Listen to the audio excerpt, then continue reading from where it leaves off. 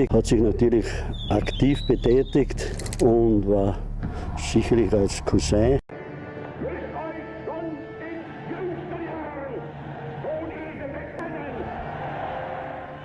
In a quiet Austrian village, an old man has been carrying the world's most dangerous secret for over 70 years.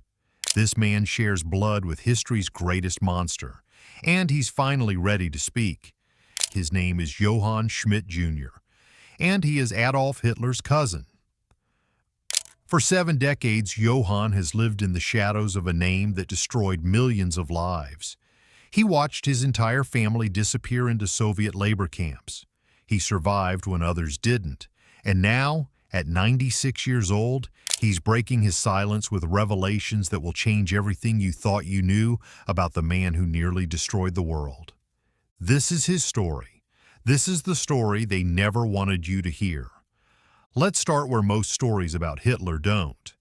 Not with armies or politics, but with a family dinner in 1907. Picture this, a modest Austrian home, the smell of bread baking, children's laughter echoing through wooden hallways, and sitting at the table, a quiet 18-year-old named Adolf, who nobody yet feared.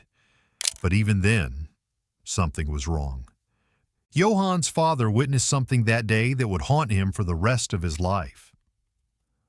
Young Adolf picked up a frog from the garden, and with the casual indifference of someone checking the weather, he began to dissect it alive. "Look," Adolf said, pointing to the creature's exposed organs, "if I hit this nerve here, he'll be dead." Johann's father watched in horror, not because of what Adolf was doing, but because of how normal he made it seem. This wasn't the Adolf Hitler you know from history books. This was just Uncle Adolf, a strange boy who preferred watching to talking, who studied pain the way other children studied toys. But monsters aren't born overnight. They grow slowly, quietly, one decision at a time. And in that Austrian village, surrounded by family who should have loved him, Adolf Hitler was already learning to disconnect from the world around him. The Hitler family wasn't large, but it was complicated. And if you're going to understand Johann's story, you need to understand just how broken this family really was. Adolf's father, Alois, ruled their home like a military commander. His mother, Clara, was gentle but powerless. His sister, Paula, lived in constant fear. And his half-sister, Angela, she would later become the only person he trusted enough to run his household. But there was someone else, someone the history books forgot. Angela had a daughter named Geli. Referred to by Vanity Fair as Hitler's doomed angel, Geli Raubal was the Führer's niece, whose demise at the age of 23 was swept under the carpet almost as quickly as it had come. Beautiful, vibrant, full of life. And Adolf became obsessed. Geli was the only person who could make Hitler smile, the only one who could soften his edges. She lived in his apartment. She went everywhere with him. And then, in 1931, she was found dead. A gunshot. In Hitler's apartment, at 23 years old. The official story? Suicide. But the rumors? They've never stopped. After Geli died, something inside Hitler died too. He became colder, more distant. He began systematically cutting off every family connection he had. He forced Paula to change her name to Wolf. He pushed Angela out of his inner circle. He erased Geli's memory from every photo, every story, every conversation. And cousins like Johann, they simply disappeared from his world. By the time Hitler became Führer, he had no real family left. Not by choice or feeling. They were either dead, distanced, or forgotten. But Johann remembered everything. May 8, 1945. Germany surrenders. Hitler is dead. The war is over. You'd think this would be the end of Johann's story. But you'd be wrong. Because in post-war Europe, being related to Adolf Hitler wasn't just shameful, it was dangerous. Johann was 18 when the Soviet agents came for him. Not because of anything he'd done, not because of any crime he'd committed, but because his blood was wrong. They took his father, Johann Sr., they took his mother, Maria, they took his cousins, Eduard and Ignaz, and they took Johann. Their crime? Having the wrong last name. The Soviets had a practice called Sippenhaftung, family arrest. If someone was suspected of a crime, their entire family could be punished. And if you were a Hitler relative, you were guilty until proven innocent, which in Stalin's Soviet Union meant you were guilty forever.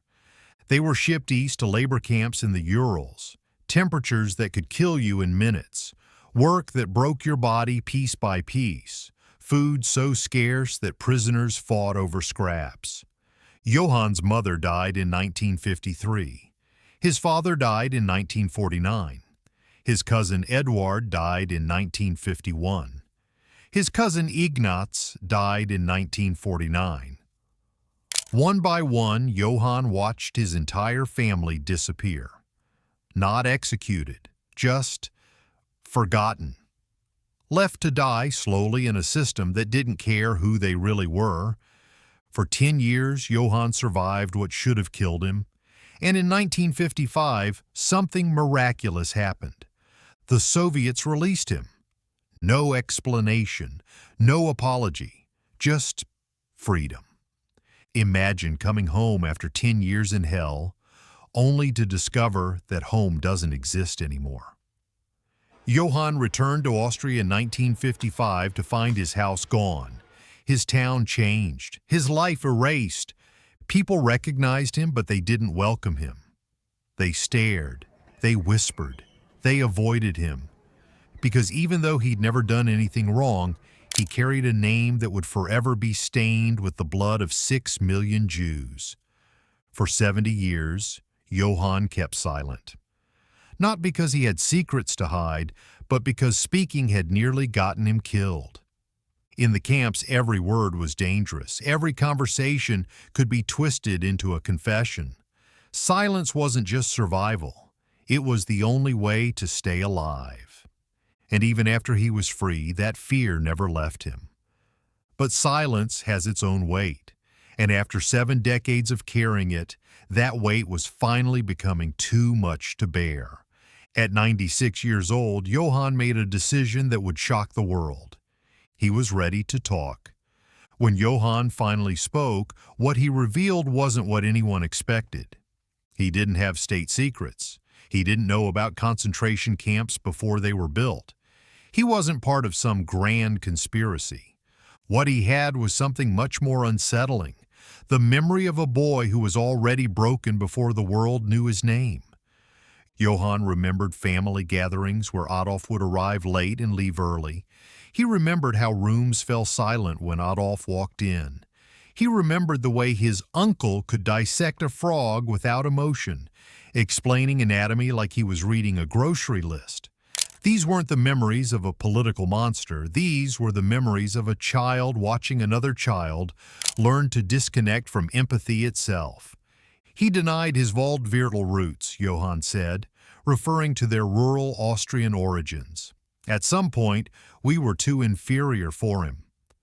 Even his own blood became something to hide, and that perhaps was the most chilling revelation of all. Before Hitler learned to hate the world, he learned to hate his own family. Today, if you search for living Hitler relatives, you'll find almost nothing. And that's not an accident. It's a choice. In America, Hitler's great-nephews, Alexander, Lewis, Howard, and Brian Stewart Houston, made a pact. None of them would have children. The bloodline would end with them. In Austria, the remaining relatives faded into obscurity. They changed their names. They moved to quiet places. They chose silence over legacy. And one by one, they simply disappeared. There was no law forcing them to vanish, no official decree that the family had to end. But somehow every surviving relative made the same choice: to let the name die, to let the bloodline fade, to ensure that no child would ever again carry the weight of that inheritance. Today, only a handful of Hitler relatives remain alive, 2 in Austria 3 in America, all elderly, all childless, all committed to taking their family's darkest chapter to the grave. Except Johann. He chose to speak. At 96, Johann Schmidt Jr. is likely the last person alive who knew Adolf Hitler before he became a monster. So why break 70 years of silence now? Why risk reopening wounds that had barely healed? Why speak when every other relative chose silence? Johann's answer is simple and heartbreaking.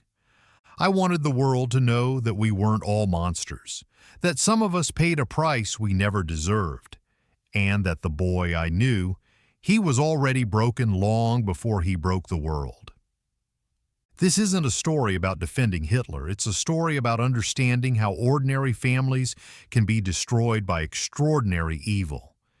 It's about remembering that behind every dictator there are relatives who never asked to share their blood. And it's about the courage it takes to speak truth, even when that truth makes you vulnerable all over again. When Johann's story first became public, the reaction was immediate and intense. Some called him brave for finally speaking out. Others questioned his motives. Why wait 70 years? Holocaust survivors' families demanded to know what else he might be hiding. Historians scrambled to verify details from nearly a century ago. On social media, the response was divided.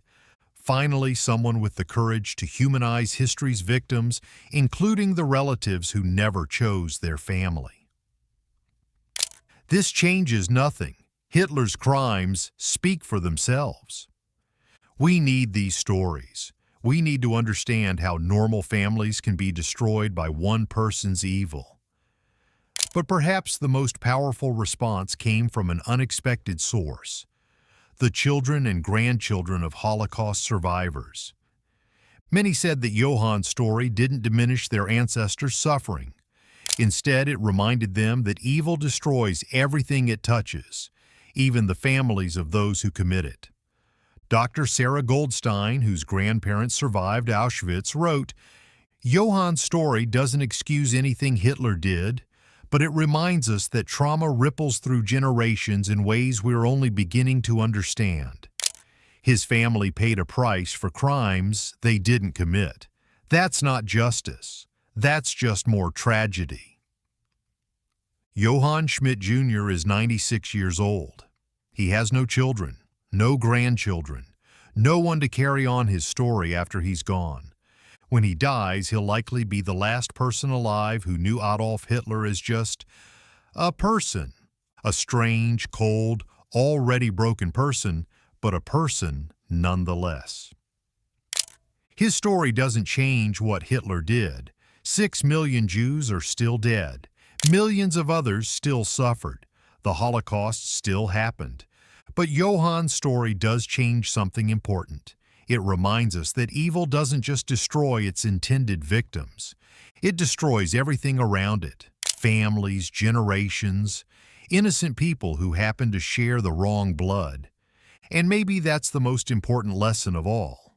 That when we choose hatred, when we choose violence, when we choose to see other human beings as less than human, we don't just destroy them. We destroy ourselves. We destroy our families. We destroy our future. Johann Schmidt Jr. survived 10 years in a Soviet labor camp. He buried his entire family. He carried a name that made him a target for 7 decades, and in the end he chose to speak. Not to defend the indefensible, not to rewrite history, but to remind us that even in humanity's darkest chapters, there are still people willing to tell the truth, even when that truth makes them vulnerable all over again. This has been the story of Johann Schmidt Jr., the last living relative of Adolf Hitler, the man who broke 70 years of silence to remind us that behind every monster, there's a family that never chose to be part of the story. Remember his courage, remember his pain, and remember that in a world full of hatred, sometimes the bravest thing you can do is simply tell the truth. Johann Schmidt Jr. passed away 3 months after this interview was recorded. He was 96 years old.